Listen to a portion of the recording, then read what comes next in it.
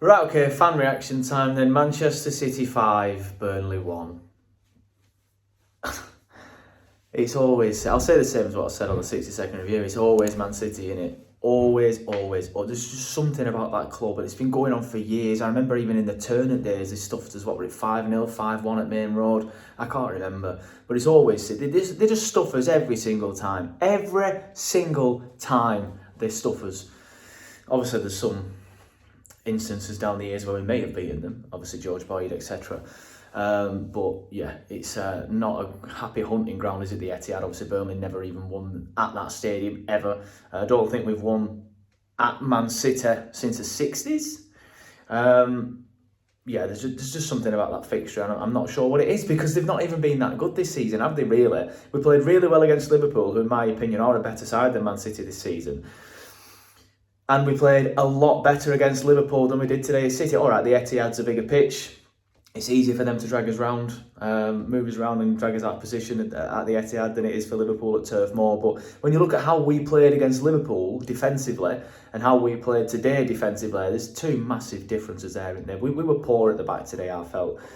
Quite poor. I thought the first goal, I thought bad defending from us. All right, Docker gets a lucky deflection, to be fair, but we were second to the ball as well after Dubravka parried it out. We're just all round poor defending. I'd say second, I think it's Steve, didn't I, to be fair, but he weren't really composed enough in that moment. Obviously, Steve with the second own goal as well for what I thought was Oscar Bob's goal. Was that the third? So yeah, not a great day for Steve. I don't think he actually played that bad, really. He just scored 2 own goals. But I do feel as a defensive unit, we weren't great today. Yeah, I thought first half we started quite slow. It were backs against the wall for like the first 10, 15, 20 minutes, even probably pushing half an hour, to be fair. It was just a lot of sitting on the edge of our box, letting City pass it around us, hoping that we can hit them on the counter. Obviously, they got the goal quite early on, or what felt early on. And they deserved that lead, to be fair, at the time. You couldn't really look at that game and be like, oh, we've been unlucky here, because like I said, it was just backs against the wall. But slowly and surely, in that, I nearly said in the second half of the first half, we grew into it, and we spent a lot more time in Man City's half than what we were doing on the edge of our box. We'd grown into the game, we'd moved up the pitch, and it was good to see. And then ultimately, we got our rewards for pressing them quite high, getting the ball out wide quickly, which is something we like to do, and then counter-attacking. It was not really a counter because we're already in their half when we got the ball, but getting the ball out wide quickly, putting it across.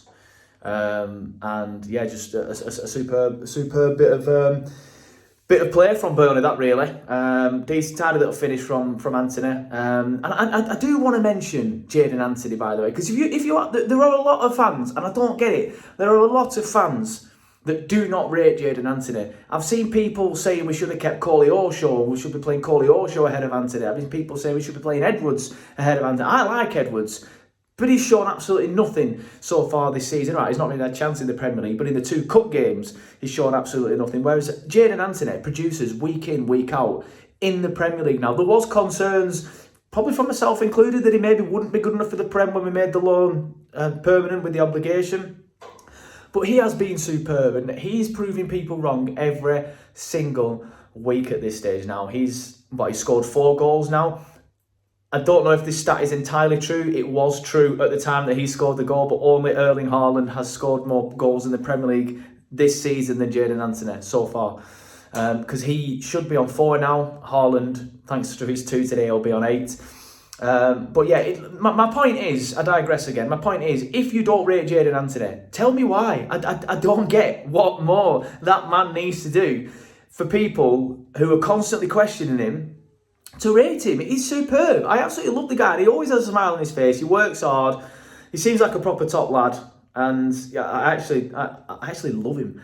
I think he's a great player. I think he's done really, really well for us this season. Anyway, back to the game. I just wanted to make that point because I always see stuff week in, week out about Jadon Anthony, and people put their Burnley 11s up and Anthony's never in them. I'm like, what is this agenda, if you will, with Jadon Anthony? He's superb and he deserves a lot of credit.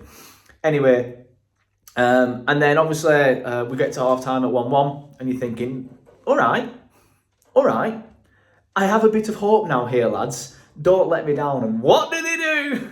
let you down and went 5th one went in. I turned to my dad, I'm like, why do I come here every single time? Why do I always think, you know what, it's only 45 minutes down the road, we might as well go. It's not just 15 quid in car, if that, you might as well just go. And every time I'm like, why have I done this? Why am I here again?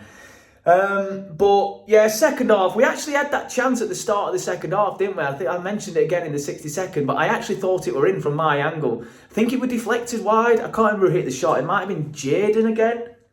I can't remember. Might have been, no, it weren't Kyle. I'm going to say, I can't remember, but it just deflected wide, and I'm like, oh, we're starting well here. We're starting well. We're on the front foot. Nothing came in the corner because we're terrible at set pieces. And then, yeah, it weren't long after that. About an extra 5-10 minutes into the second half, I think it was, that they actually missed the second goal, if I'm being honest with you. Their second goal. Little lad needed a wee. So I went down into the went up into the concourse because I were on the lower tier, and then had to run back thinking, I actually thought we'd scored. Oh my God, we missed that. It's City. Shock.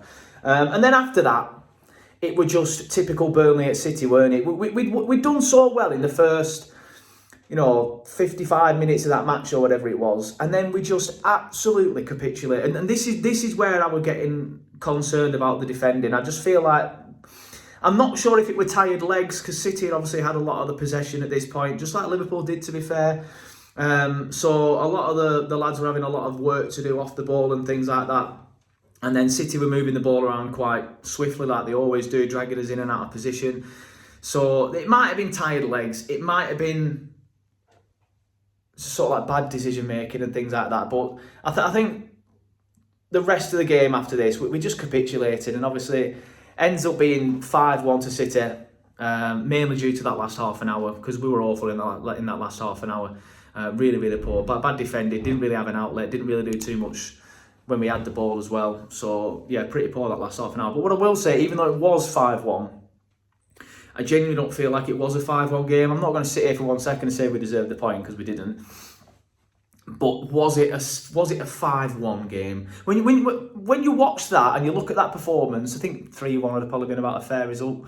But then obviously that's when we started capitulating and hard. And I remember thinking at 3-1 actually, thinking, well, there's one slight positive here. All these people and these big accounts that were going on about how they were going to triple captain Haaland. Well, you look silly now. And then obviously he scores 2 and I'm like, it's a good job I didn't tweet that, isn't it? But yeah, again, I digress. My point was, it was never a 5-1 game. We didn't deserve to win it. Obviously, we didn't deserve to get a point. City did deserve the 3 points. I'm not questioning that. I just don't feel like it was a 5-1 game. But yeah, just one of them things. It's City away. We always get spanked there. We've got spanked against City again. We'll see you there in 2 years, everyone.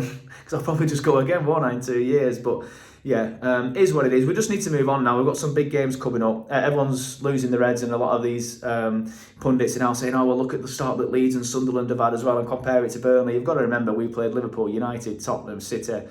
Sunderland have played Brentford, Burnley. I think they played Villa as well, which is a bit of a difficult fixture, but they've not started well, to be fair. They're actually currently beating Forest, to be fair. So, yeah. We've got some games coming up against opposition teams in and around us, and that's where our season is defined. Our season is not defined by spankings against Manchester City. So let's move on. Some big games coming up. Let's get some points on the board.